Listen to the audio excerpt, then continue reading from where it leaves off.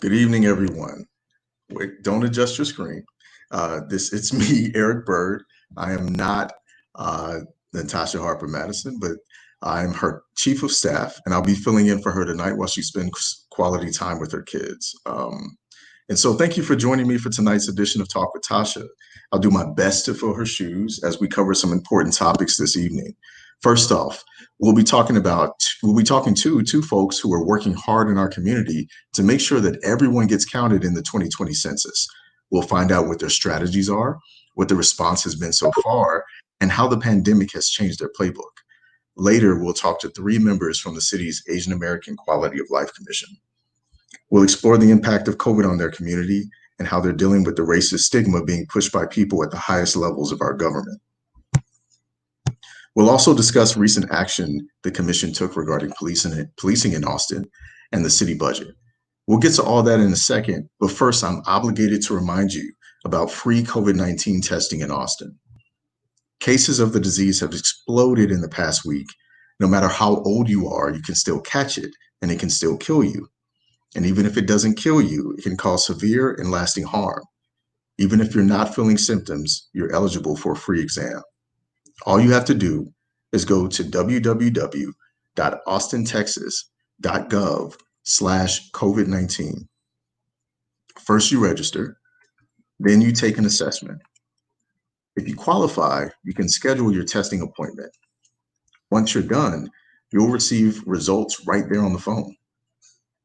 It's very important to note that any personal information collected during this process is for medical purposes only, and no one will ask you any questions about things like immigration status. Again, that website is www.austintexas.gov/COVID-19. So you may have already filled out your form and forgotten about it by now, but the 2020 United States Census is still happening. The 10-year snapshot of America's population and demographics is critical to figuring out how and where to pour our federal dollars, and it plays a vital role in how we draw the boundaries of our representative districts. So the count is a big lift, and it's not easy to get everyone to participate. Joining me tonight to talk about how the effort is going here in Travis County, we have Jessie Files. Jessie Files is a partnership specialist for the U.S. Census Bureau. She works with local groups such as universities, the African American community, and people with disabilities to raise awareness, trust, and participation in the 2020 census. We also have U.S. Census 2020 Ambassador Anthony Braddy. He's taken a leading role with the Black African American Complete Count Committee and handles that group's technology needs. So hello to you both. Hi there, how you doing tonight? Hey, pretty Hello. good. I'm happy to be here. Thank you for having us. Yeah, thanks for joining us. So my first question is for Jessie. Jessie, what's the census and why should everyone care about completing it? That's a great question. 2 days ago, I have a daughter, she's 6 years old, and she's getting jealous because I'm always working on the census. She said, I think the census is more important than me, mommy. You need to play with me. And what I said, the census is important. You are important. The census is also important. She asked me, why? Why? I said, you know why? When you have your birthday party, I always need to know how many people are coming. How many of your friends are coming to your birthday party? So with that information, when I have this number, I can buy a cake. And then the more people are coming, the bigger the cake is going to be. So everybody can have a piece of cake. And this is a census that count the fact that I know how many people are coming, you count them. This is like a census. And why is it important, Sophia? It's important because you don't want your friends, you want everyone to have a piece of cake. If, for instance, 10 people come and I have a cake that can, the portion is for 10 people, and later on, 10 more friends arrive at that party, some people are not going to have any cake. Or maybe I'm going to have to give them tiny, tiny little piece of cake. Do you think it's fair? Do you think it's good? She said, no, it's not good. I said, this is the census. This is why it's important. So now to the adult in the room, Why is the census? What is the census? So here in the United States, the Census Bureau is mandated by the Constitution to conduct a count of everyone who lives and sleeps in the United States most of the time by on April 1st of 2020. And it's very simple. We ask people to, we count you. We do not ask about citizenship question. So this count, the census as well is, it's important. We are going to talk about the importance later. It's important, it's safe, and it's easy. And there's no need to be afraid of filling out your census. We need to count everyone so we can plan on based on numbers. This is why now, if you want to know why you should care about the census again, it's like the analogy I just made about how important it is for me to plan, to know the number in order to plan for everybody to have a piece of cake. It's the same for the census. Your local leaders needs to know how many people live in this. For instance, in the state of Texas, the more people live in Texas, the more money they need, the greater are the needs. Every year, the federal government allocates $675 billion to states based on population number. And decisions that are going, for instance, services that are going to impact by the census, or for instance, you have healthcare, emergency response plans, school and educational programs, roads, and so many programs that are affected by census data. That's why it's important for everyone to be counted so your state can get the money that it needs to respond to the needs of the population that is living within that state. So 675 billion, you said? Yes. That's a lot of cake. So we need to make sure we get our slice of that cake. And with Austin being the 11th largest city, that's a huge undertaking. What's the process for conducting a census in such a large city? Oh yeah, for instance, when you're looking at nationally, for instance, we estimate there is about 330 million people in the United States living in about 140 million housing units. Now come to Texas, for instance, we have about 29 million people living in Texas. They are living in about 11 million housing units. So you imagine now it's a huge undertaking, and we have 50 states, we have the islands, we have Puerto Rico. All these people need to be counted. Can the Census Bureau do it alone? No. So first, it takes a long time, like at least 4 years before the census.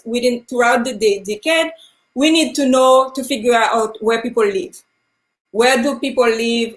Where are new construction, new developments are going on? We need to update our address list. When we figure that out, and how we figure that out, we work with local, state government. We work as well with USPS to get the list of address. We also in-house, in office, we use satellite imagery to look at what's going on throughout the state, and then to find out where new development, where changes are happening. Then we update our address list. We conduct some in-person address canvassing as well in the neighborhoods, which we did last year, to make sure that, okay, we have a robust and complete address list. Now, next step, it's the following step. Now we need to motivate people. So we are talking about 5 steps here. We know where the people live. Now, how are we going to motivate them to respond? We need partners. We need local trusted voices. We need leaders like you, like council member Tasha Harper-Madison. We need people like Neil that volunteer, with fire. I'm going to help with the CCC for the African American community. And Alice Chief from the Asian CCC. All those local leaders and local trusted voice who said, I'll take it on me because the population here trusts me, they know me, business leaders. So we, at the Census Bureau, we work with all these people, and then we help them, find materials, etc. We develop materials, and the Census Bureau also work with the media. We have media buys to promote, motivate, educate, or remind people about how important the census is. So once we motivate people, we need to ensure that it's easy for them to complete the census. We make it easy for them to fill it out. That's why in 2020, this is the first time people can go online using their phone and just complete their census. It takes less than 10 minutes. I don't know how long it took. It took you. Me, with a family of 4, it took me 7 minutes to fill out my census on my computer. And we also established, some people may want to just call the Census Bureau. We have numbers, we call and do your census.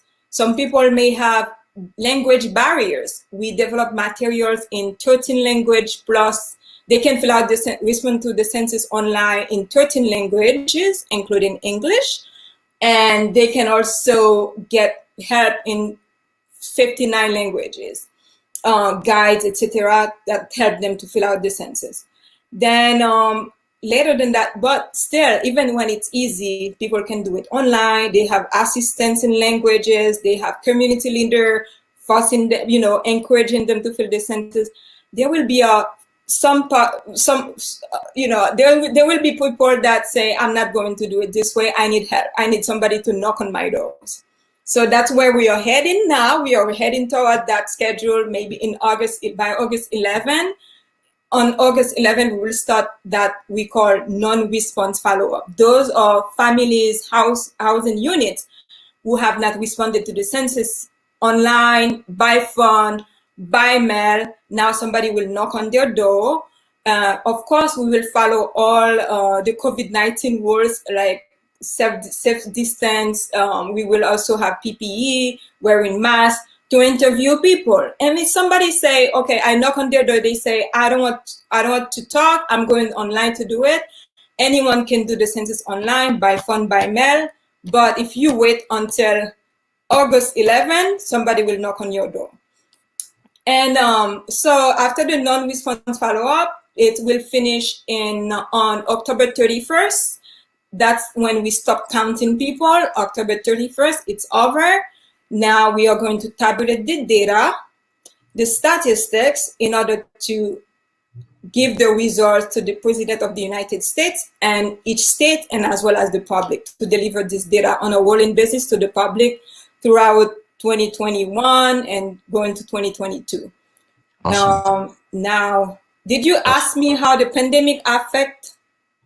No, we haven't gotten there yet. Let me switch over to Anthony, because you mentioned complete count communities. So Anthony, you can let us know, what are complete count communities and what kind of work are you doing personally? All right, thank you for having us on. So the complete count committees are volunteer outreach committees that are made up of members of the various marginalized communities in Travis County and the city of Austin. We're backed by the local government, meaning the city, as well as Travis County. And we're made up of different community leaders and organizations with an objective to increase our awareness and motivate the different residents within those communities to respond to the 2020 census. Some of the complete count committees that we work with are the Hispanic Latino Complete Count Committee, the Austin Asian Complete Count Committee, the Queer the Census Complete Count Committee, the Austin School District Complete Count Committee, Healthcare Complete Count Committee, and various other people in the city, such as the League of Women Voters, United Way, and all of the other chambers of commerce, as well as other partners. Awesome. So Anthony, what strategies have you been making or using to make contact with Travis County's African American community? So we kind of have to divide it up into pre-COVID and post-COVID. So pre-COVID, the very first thing we did was to create a video that we thought captured the essence of our community, the Black, African American, and African diaspora that's here within Austin. Pro Bono, Led Feather Productions, which is a production company, did some pro bono work for us, and they did a really great video for us that we used to launch our site. That will be our communications hub for everything census related. And also, before COVID, we had lots of plans to be able to go out to the community. We got to do a couple of them with participating in the MLK March, and we had a strong presence there. And during Houston Tillotson's homecoming, we were able to do door knocking. Jessie mentioned Neil, and Neil has been a driving force in a lot of this. Also, I would be remiss if we didn't mention Mercedes Perry and Quincy Dunlap and all of the people at the Austin Urban League who have taken the point on helping make sure that we have everything that we need. And then COVID hit, and it kind of changed a lot of our plans. Yeah, shout out to the Urban League. I guess this is a question for both of you, whoever can take it. We don't have a lot of time, so you have to be brief. How has COVID changed your approach to census counts and to the outreach in certain communities? So you want to go first, Jessie? We have been using reaching out virtually, and then we have been pushing into social media, media buy, etc., and then work with our partners via Facebook, social media to push the message. And as well as if there's a food bank in the community, I believe Anthony is going to talk about that. Now, soon, maybe in July, we are expecting to go back in the community. So we are again looking at the environment because each state is different. Generally, the Census Bureau will have those what we call MQA. This is like we go in front of a grocery store with flyers. We will have our handheld material so we can collect data from the spot. We are going to target. It's going to be a very targeted campaign, media campaign, for the low census self-response tracts in Travis County, for instance. If it's below 30% of threshold of self-response, we are going to go there as well. It's going to be a hybrid approach between doing it online if it's necessary, and as well going to the public, going in front of a grocery store or in front of a church to encourage self-response.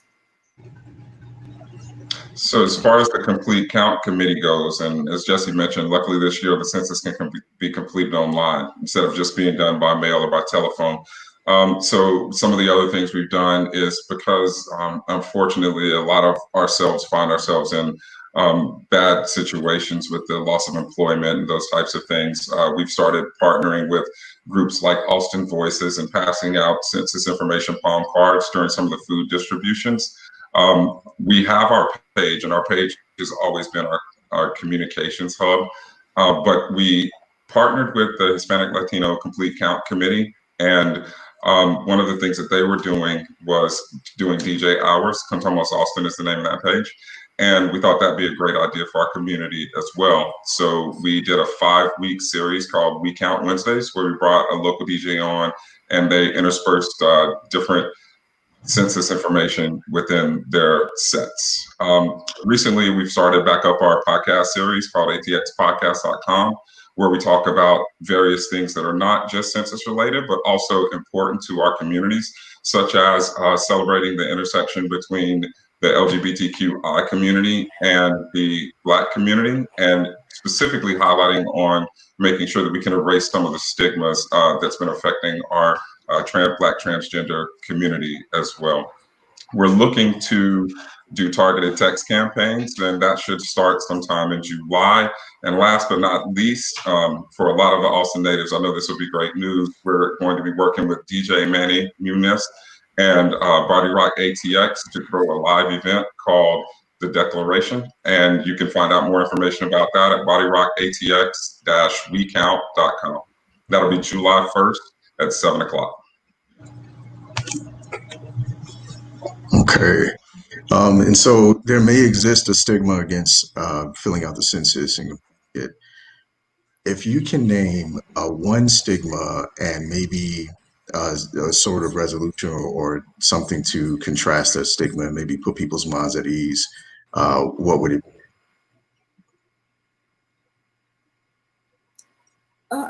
I threw you a curveball. We didn't put this down. When you talk about stigma, me, I'm seeing barriers. What Barriers. prevent people? Barriers I think as well. maybe I don't want to give a percentage, but trust is the big issue. Trust in the process. Trust in sharing the data with the government. And then, or the second one is lack of knowledge about how important it is. Okay. How it relates to me. Why should I do it? Why is it important for me? And what are the answers to those things? What can people put people's minds at ease about the trust issue and the importance of it? So, for instance, it's to tell them, we talk about how confidential the data is. We use this data just to put the statistics. Because for statistics, everyone needs statistics to, for instance, Council Member Natasha Harper-Madison need to know for her district how many people live there, how many people are Black, how many people are women, female or male, how many people are Hispanics, because each group has different needs, and based on maybe this group she needs to advocate. We have against discrimination for this group, and then statistics will help by knowing the numbers that will help her to reinforce her case. And then it's the same for let people know, when we tell people about, do you have kids, for instance, find out what will motivate them to respond. How it works for me. Sometimes it's like, do you have kids? Do they go to school? Do you know the school lunch they have? It's affected by census. They get money because of the census data. Do you know, for instance, the housing assistance you receive? The state needs to plan. In order for the state to get the money, it needs to know you exist so they can plan for you to have access to this service. So when you find something that relates to them and you put it into their own words, into their own world, and it makes it easy for people to relate. First, they need to trust you. They need to trust the process. We explained, for instance, for immigrant, I'm an immigrant as well, and the African American, we have immigrants from all over the world. We say, listen, the census is safe, it's important. We do not share your data, it's confidential. We took enough, we can go to jail if we do not respect our oath. We cannot share your data, your name, your last name, your address with anyone, with the law enforcement, with the landlord. It doesn't matter how many people live in your house, you need to count everyone. We are not going to share this information with your landlord. It doesn't matter if you are citizen, if you are what they call, you don't have your documentation yet. If you live here, you need resources. You use the resources here. Your state, your county, your district needs to know you exist in numbers. So please do it. And that's how you can help your community to get their fair share. So yeah, it's a matter of trust, and talk to people, relate to them.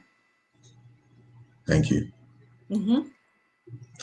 Thank you so much, Jessie and Anthony. Thank you for joining us tonight. Speaking of the census, according to the 2010 U.S. Census, the portion of Austin residents reporting Asian ethnicity is north of 6%. Proportionately, that's the same as Houston, and it's more than twice as much as Dallas. It's an important and diverse community here in the capital city, and not one that always gets the spotlight. But tonight, we're changing that. From the city's Asian American Quality of Life Advisory Commission, I'm joined tonight by Vice Chair Shubhada Saxena. She's also president of and founder of the social venture Aspire to Age, which focuses on building cultural appropriateness into services.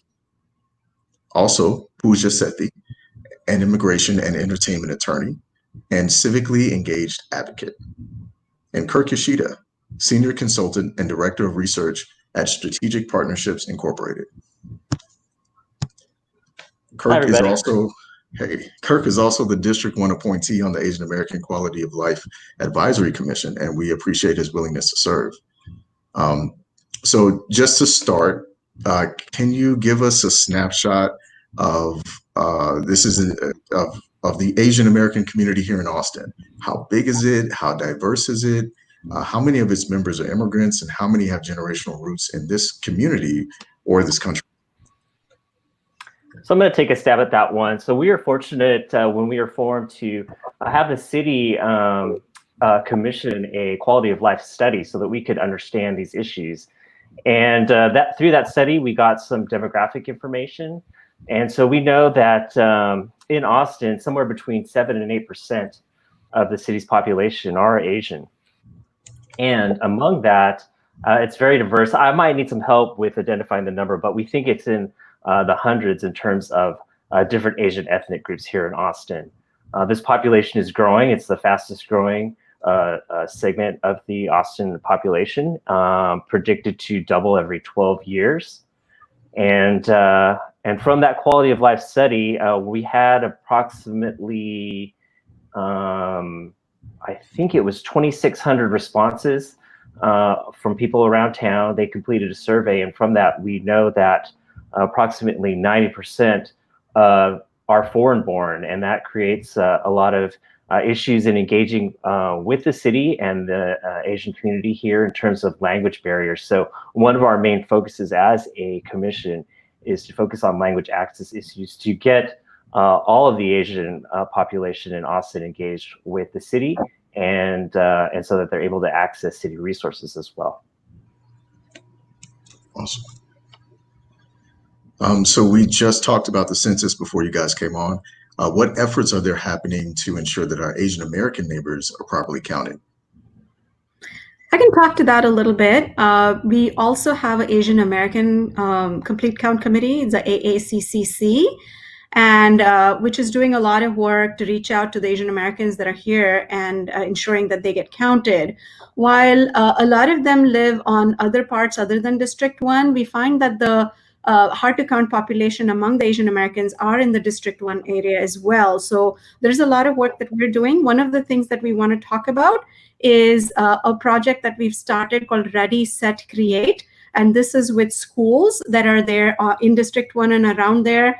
And I've sent some links over for it's a competition. We want the children to understand and participate and create something that will allow for them to tell the message the way that is right for them, and then encourage the parents to join as well. Because sometimes the children, for example, in the refugee communities, are the ones who speak the languages and can understand the civics that's necessary so that parents can get involved. So we are working through AVE and other organizations to reach out in the District 1 zone, but that's the link, AACCC-ATX. And we would really love to have a lot of participation through the students in District 1 as well. So those are some very specific projects, but the AACCC is a large committee, and we would love to get some numbers from the District 1 area too. Awesome, thank you. So we did talk about how COVID-19 disproportionately affects our Black and Brown residents. Has it had a similar health impact on our Asian neighbors? I can speak a little. Hi, Eric. I can speak a little to that. How are you? So first, I want to say that in our last commission meeting, we did acknowledge that COVID-19 affects our Black and Brown communities here in Austin more. And so we did ask in our last budget resolution, which I think Kirk will go into a little bit more, to acknowledge that and to put more funding into that. So we really are proud of that in the sense of, really trying to bring all the communities together and acknowledge, when one of our brothers or sisters needs, more resources and in a certain situation, we really need to come together on that. I think that, and Shubhada and Kirk, please chime in if you want to, but one of the things around the Black and Brown community and around the Asian community that we've seen with COVID-19 has been, we try to put in some translation, make sure that there's outreach. I think outreach within the Asian community is just a constant struggle for us, is how to get into it, especially with our refugee populations and our populations that don't speak English, has been a major struggle. And then I know there has been also a lot of some food access issues, and I, worked a lot, especially in District 1, we would deliver meals to some of the people in District 1, to some of the Asian community, because they just didn't have access to food or weren't able to leave the homes or were medically compromised and couldn't go get food. But Yeah, it's been interesting. And then, of course, we have the racism on top of everything, thanks to our administration around, calling it the Chinese virus and some horrible names. And, there have been a lot of people in the community who have been scared to go out or dealing with that. And in Midland, Texas alone, there was a Burmese man and his 2 children who were 6 and 2 who were attacked and stabbed at the Sam's Club by a 19-year-old.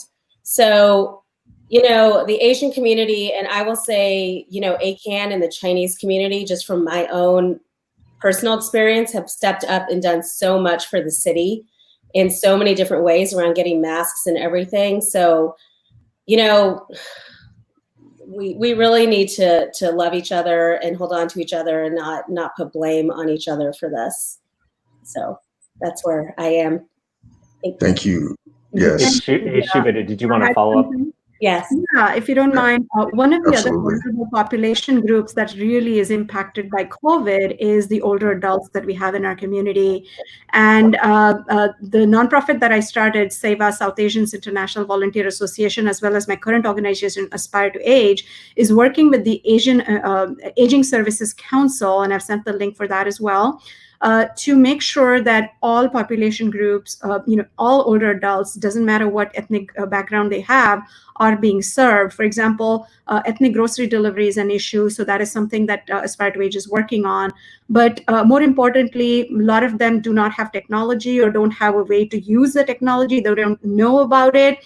So there's a lot of work that's being done by the Aging Services Council, first of all, to conduct a survey of where that is needed and who needs what kind of service. So I will send the link to the UT survey that's being conducted right now, but also sent out a link to the telephone-based services that are available to older adults, and hopefully District 1 people are being served through this variety of organizations such as Family Elder Care, Age of Central Texas, Capital City Village, and a whole bunch of organizations that are coming together to serve during the COVID timeframe. One other thing that we have done specifically by the Asian American community that we have started through Austin Asian Impact, a program called Caremongers, because it's not just physical services that are needed, like grocery and physical health needs, but mental health is really impacted. And that is something we see even through our Quality of Life Initiative survey came out, that access to mental health services by Asians is a huge issue.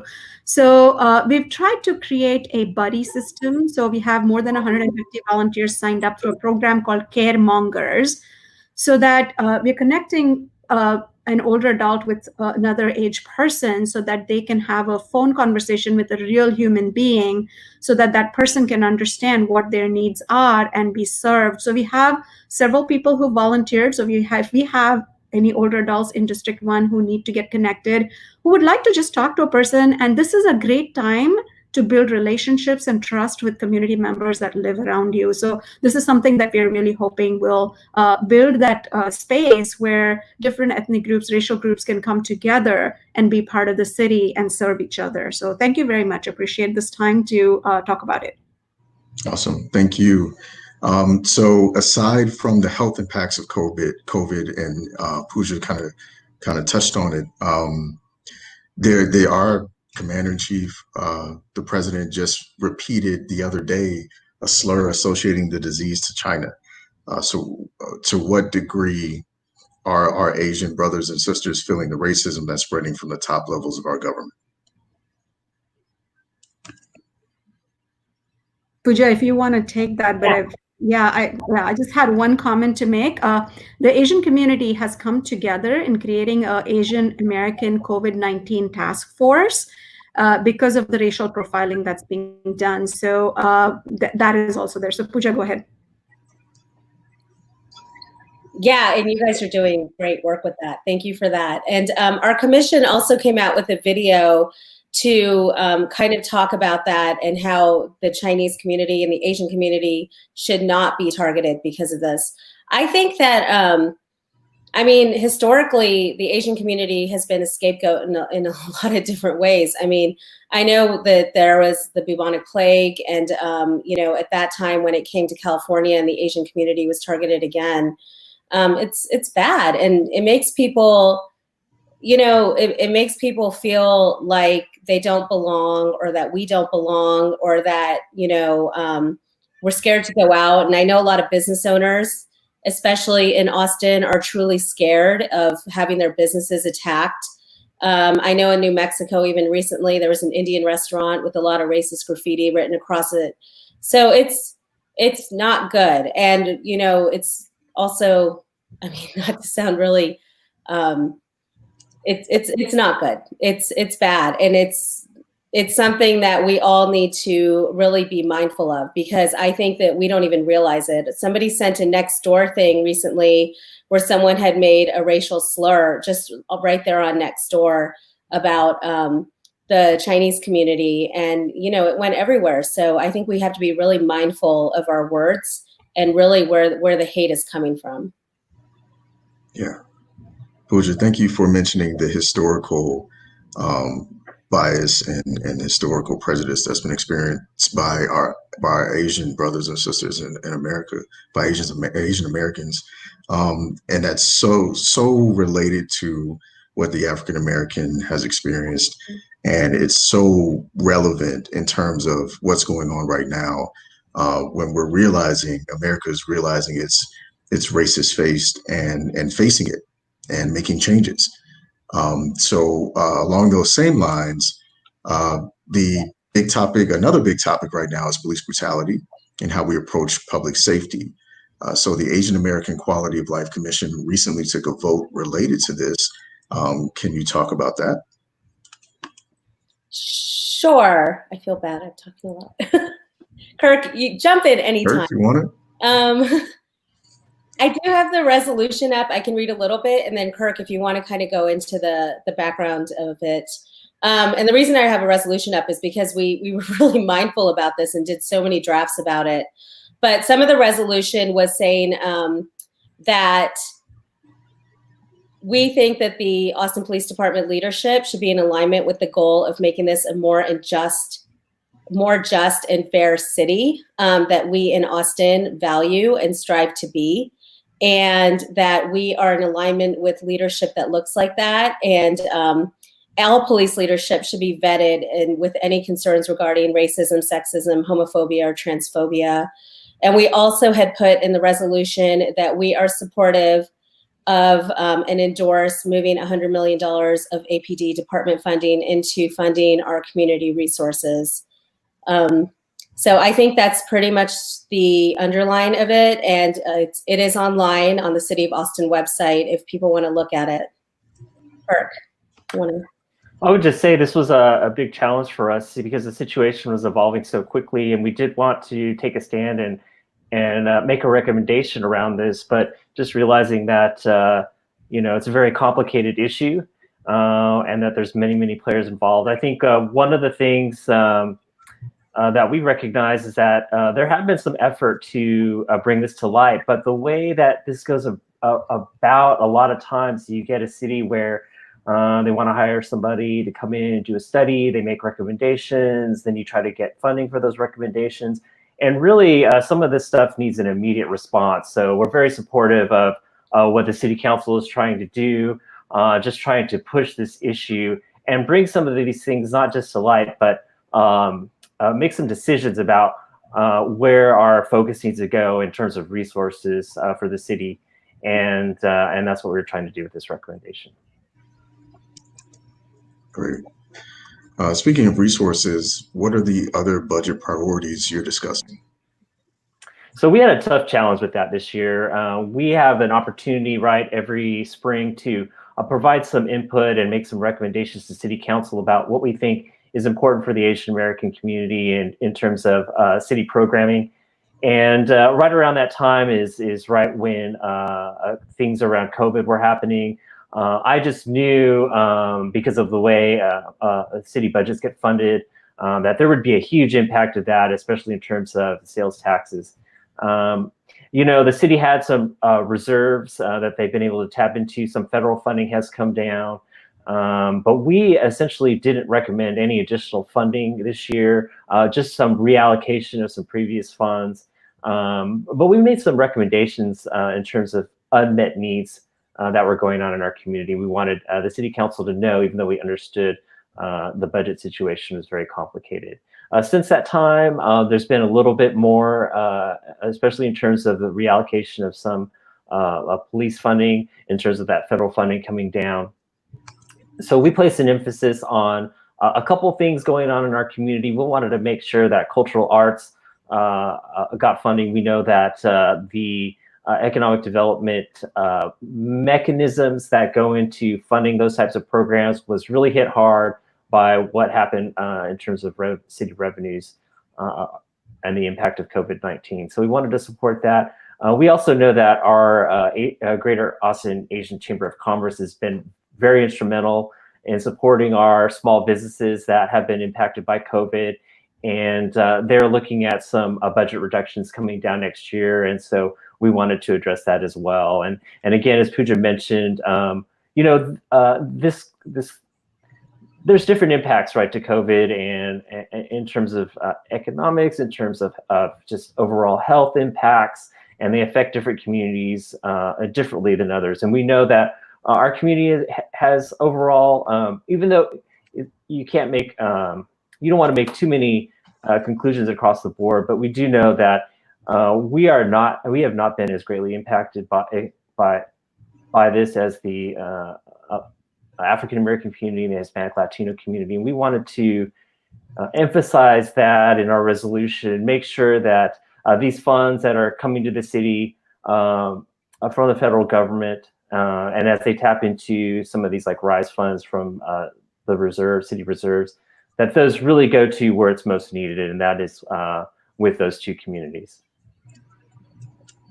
Thanks, I'd Byrd. also like to add one thing. The COVID task force that I talked about, they've raised more than $120,000 and purchased more than 100,000 equipment, PPE, and donated to various places. Several organizations are coming together because we have a model minority and we have a lot of disparity in our community. Some have a lot.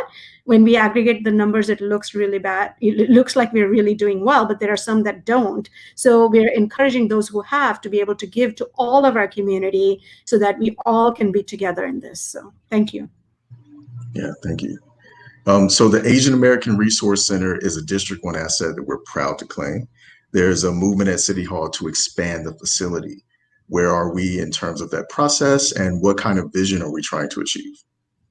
Well, I'm going to take that one on. So first of all, Sona Shah, who's the facilities manager over there, wanted me just to give a really quick update on what's going on with the reopening of that facility, if you don't mind.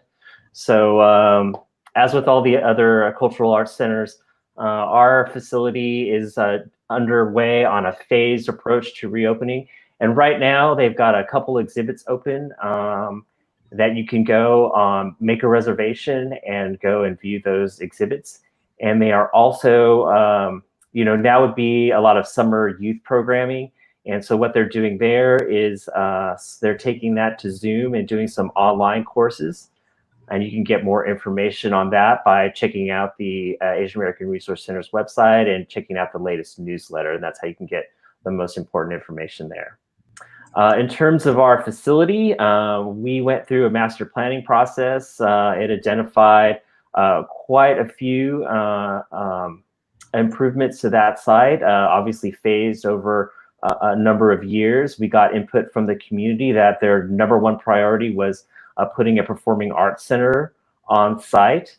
That is what we're working on now. We got some funding through the last city bond, approximately $7.5 million. And just under, I think between 5 and 6 million of that would be available for what would be a pretty modest performing arts center facility. And so we know that we want to kind of implement sort of the grander vision that people want. And so we're taking a look at a number of different funding sources, from economic development grants to possibly combining our project with some possible enhancements to city property that is adjacent to our center. So we're looking at those. But in the meantime, the project that we have funding for is moving forward. The commission recently put our stamp of approval on the what they call the method of procurement for this, which is construction manager at risk.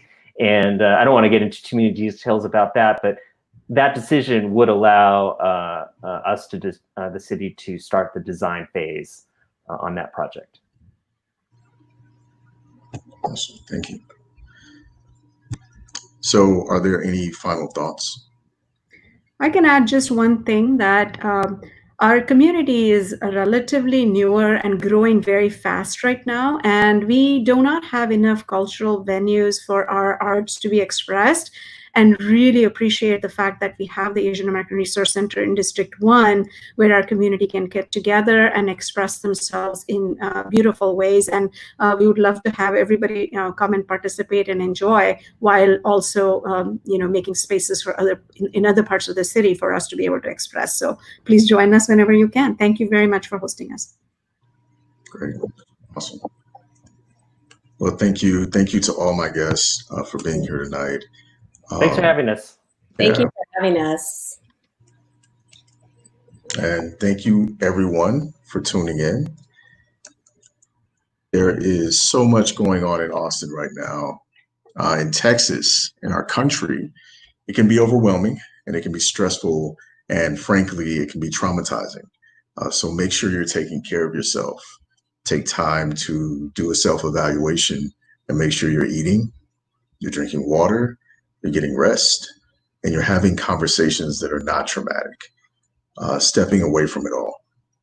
And make sure you're staying safe, wearing your mask, staying 6 feet apart.